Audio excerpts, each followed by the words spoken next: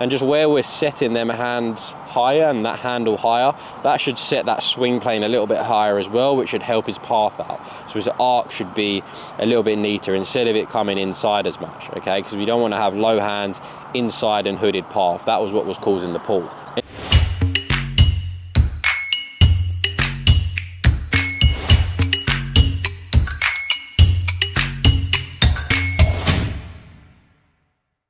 Hi everyone.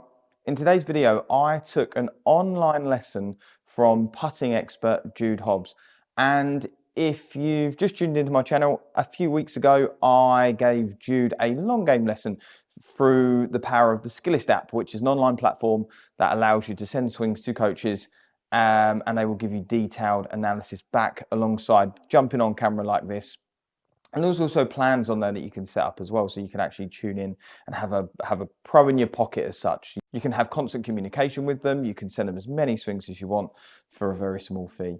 So check out the app. It's a brilliant app. I've been on there for a while as a coach myself, and I think you'll really enjoy it. But in today's video, Jude was really helping with my putting stroke, something that I've never been massively confident on, never felt like I hold enough putts, mainly through to pace control. I've really struggled with pace, and also from a technical point, I tend to pull all my putts. So I hope this video helps some of you, and enjoy.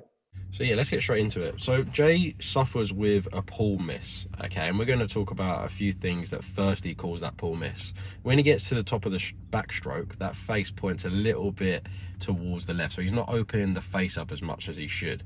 Okay, there's a few causes of this. The first cause is, I'd say, the toe of the putter is in the air, which then causes the hands to be a little bit lower. So you can just see there that toe sitting on the up.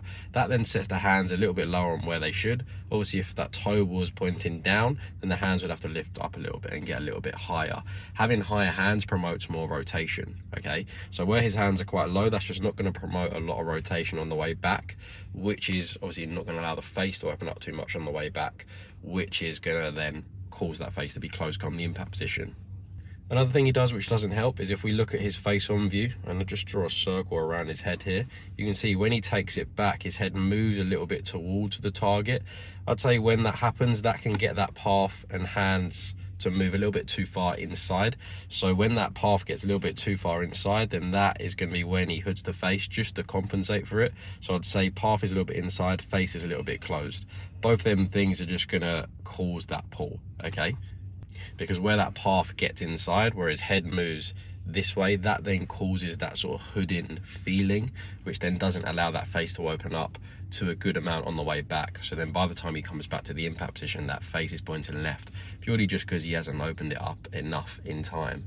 So then to compensate for this, because obviously that face is going to be left, Jay obviously is well aware of this subconsciously and probably consciously as well. So what happens is through impact, we see here in this position, I'd say, and then into the forward stroke, there's a little bit of side bend going on. So if we just sort of look at the angle of the spine angle, I'd say it's tilted towards the target, and then there's a little bit of bend here, okay? You can see how the head sort of dropped back as well when he was setting up. Again, if we draw that circle around his head, when he comes through impact, you see how that head drops back of that circle. So that causes that little bit of side bend through the ball, which then sometimes, I'd say on some of these putts, you can see how he does that pretty consistently there, that side bend, and you can just also see on that lead arm how that lead arm disconnects a little bit, just where that side bend's coming in, the head's moving back, and then that elbow's flaring out a little bit. And all of this is more of a pushing movement, so he's just trying to get that face to square up and trying to push that ball back online. He also says he struggles with speed control, and this is where speed control can be difficult, as he's using other forces here to sort of try and square the face up. So this can cause increased acceleration into the ball, which can obviously take the feeling out of the weight of the putt head, and yeah, cause sort of issues with distance and speed control as well, just because the feel's not going to be as optimal. So as a whole, what we need to do is we need to try and get the backstroke path and the backstroke face in a bit of a better position, allowing the face to not be in a closed state come the impact position. When he starts to get that, then he won't have to add in this move he's doing through the ball where he's having to push the ball back online. So with them higher hands at address and that putter sitting a little bit flatter, that should help that path not move inside as much, and then that's obviously going to allow that face to stay open as well. So then when he starts to realise he's getting into this position at the top where that face is opening up a bit more, then through the ball he's not going to be compensating for it, otherwise he will experience a push miss. So not only do we need to get this right, we also need to get the body a little bit more neutral as well. And we don't want the head to move down and towards the target at the top of the backstroke, and then we don't want the head to move back for impact as much, causing that side bend through the ball, causing that slight pushing movement. So if we can combine the hands getting a little bit higher at address, the putter sitting a little bit flatter at address, that should solve the backstroke issue, and that should solve the face at impact and not allow that face to point too far left to impact on some occasions. Then if we can combine that with keeping the head and the chest a little bit more stable and not the head moving around too much, then that's obviously just going to provide us with a bit more consistency. Because where Jay moves a little bit, say, towards the target by, let's say, it's like 5 to 10 centimeters, then off the target by 5 to 10 centimeters, he's going to have to do that head movement every single time consistently for some sort of consistency. Okay, so obviously that's going to be quite hard to repeat. So it's far easier just to focus on keeping the head and the center of the chest still, especially on the backstroke and into impact, just because that's a far more repeatable movement.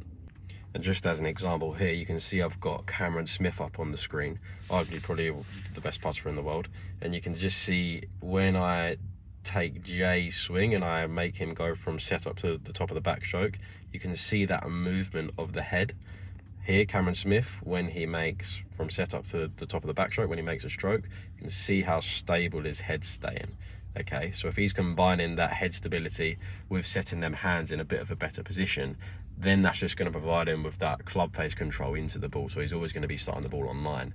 Whereas obviously where Jay's hands get a little bit too low, and then he combines that with his head moving a little bit towards the target, that then gets that path inside and that club face hooded, which causes that pull. So let's jump into a video of myself now. Let's just switch over to that, and I'm going to jump on camera and just explain and demonstrate and elaborate some feels and drills that I'd like Jay to try and improve all of these things, and then to try and eliminate that pull, and again make sort of club face control and just the feeling of the putt head going through the ball far more consistent and far more stable. So now we've broken down his stroke, now we're going to talk about how I want to see the stroke fixed. Now in terms of the backstroke, what I obviously covered is I want to try and get the hands a little bit higher. Okay, that's just going to get that toe sitting on the ground. Right now where the hands get low, that toe sits in the air. Low hands just promote less rotation, which is not going to help that pull miss of his. So just getting his hands a little bit higher, really going to help that putter just sit flatter, promote a bit more rotation on the way back. And just where we're setting them hands higher and that handle higher, that should set that swing plane a little bit higher as well, which should help his path out. So his arc should be a little bit neater instead of it coming inside as much, okay? Because we don't want to have low hands inside and hooded path. That was what was causing the pull. In terms of the face-on view, from trying to fix the backstroke, we obviously saw that his head worked a little bit down and towards the target, just like so. Now generally when my head moves this way, that path wants to get a little bit inside. Okay, so then just again, what I'd suggest he does is maybe gets a mirror out, try and clock your eyes on the mirror, and you're just trying to keep your eyes always in the same point on the mirror. That's then going to allow your head to stay very still throughout the stroke. Obviously we saw there with Cameron Smith, his head stays very still on the backstroke, and that just allows that path to be stable. So combining them higher hands with that toe sitting a bit more on the ground, with that head remaining still on the backstroke, that should provide him with a little bit more stability, a little bit more rotation on the way back, which is going to help that impact position. And again, that mirror is going to be really helpful when we come to fixing the forward stroke. If we can get him into a position at the top of the backstroke where he's got more rotation and his head's still, we want to try and avoid this move so much where the head moves back and that lead arm flares out. Now his position at the top is going to be better and more rotated. If he does this, then he's probably going to push it. So we now need to fix the forward stroke just to try and balance things out. Okay, because that pull might then go to a push because he's corrected the backstroke and not the forward stroke. So we need to correct both sides in order to balance things out. So obviously we want to get that toe down, hands higher, make sure the head stays still on the way back. Then we want to make sure that through the ball that head doesn't work too far off center. Okay, it can move a little bit off center, but we don't want it to move too far off center, just where we get that side bend, okay, and then this lead arm flaring out. So a drill that he can do Once he's got that backstroke dialed in, is he can hold his lead arm in just like so and just practice some one-handed putts there. That's just going to get the feeling of the arm releasing a bit better around the body and that lead arm staying in. Instead of when it flares out, we get into this side bend and that can cause that pushing movement. Okay, obviously we know that this pushing movements come in because of the pull bias backstroke. So with a pull bias backstroke and a push bias forward stroke, that balances things out. Now we fix the backstroke, we need to try and prevent that push bias forward stroke. And if Jay can hit putts, keeping this lead arm in, that's just going to teach him to release the putter a little bit better, get this lead arm in a bit more of a rotated position around the ball. Now he can actually afford to get into that position because his backstroke is way less pull bias. So you can see there what we've done is we fixed the backstroke first and then we fixed the forward stroke. It's important to do them both pretty much in the same lesson, because if we fix the backstroke but left the forward stroke, then it'd probably be pushing it. So we need to try and balance both things out, make the forward stroke a bit more rotated, and then allow for that nice rotation through the ball and that better forward stroke position and that less push bias forward stroke position. So there's a breakdown of Jay's putting stroke. Hopefully you've learned a little bit more about just the general knowledge when it comes to fixing putting strokes, and hopefully maybe you've taken something away from this change and from these changes that could help you out in your game. It's definitely really important to have a good knowledge of what causes what and why these things happen, as it's just going to only benefit you when it comes to your own putting. So I hope you all enjoyed Jude's analysis of my putting stroke. I hope that there are some golden nuggets that you can take into your own game too. I'd just like to thank Jude again for his time. Really appreciate it, and I'm really looking forward to putting that stuff into practice. If you did like the video, then please give it the thumbs up, and if you could subscribe to the channel, it'd help more than you believe. So thanks, and I'll speak to you soon.